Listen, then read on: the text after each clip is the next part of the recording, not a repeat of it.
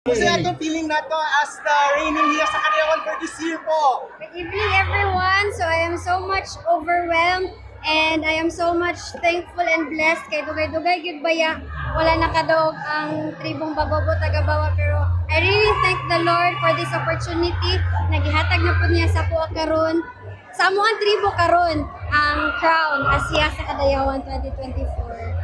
What is your plans right now that you will have your advocacy into life po as the here sa Bagobo Tagabawa and for this year siya sa Kadayawan po?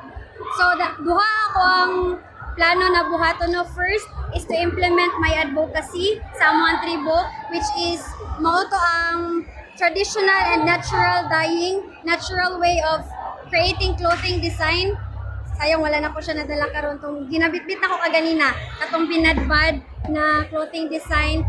Ako ang panikamutan na ma-implement to siya sa 3 ka-target na ko na beneficiary, which is ang tulo ka main location sa amuang tribo dito sa Toril District, which is ang Barangay Atanawe, Barangay Sibulan, o Barangay Barakatan. And second is ako ang gusto ko makipag-collaborate and coordinate with the local government units sa Davao through the City Tourism Operations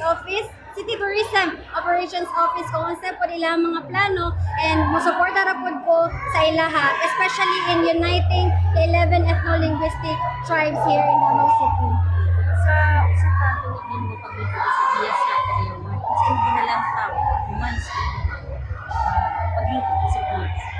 So, ang ako lang siyang aim, same sa akong answer kaganina, no, about service. So, I really want to serve not just to my tribe, but also to the 11 ethno-linguistic tribe and sa Davao City as a whole, kung unsa man ang gusto nila ipabuhat sa ako.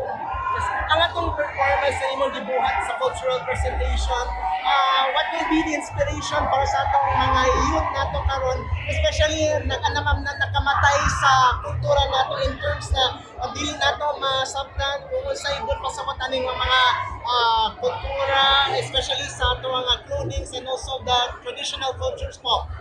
Sige, so kato ako ang cultural presentation po kaganina. Ang first gid ato na value na iyahang ginapakita is to listen to our parents, especially sa mga bata karon na maminaw gyud sa ginikanan kung unsa man ang gusto itudlo labaw na sa about sa tribo. And second is to remember our roots, i-relive nato, i-revive nato kung unsa man tong roots asa tanagikan, and we ensure that it will be passed on to the next generation.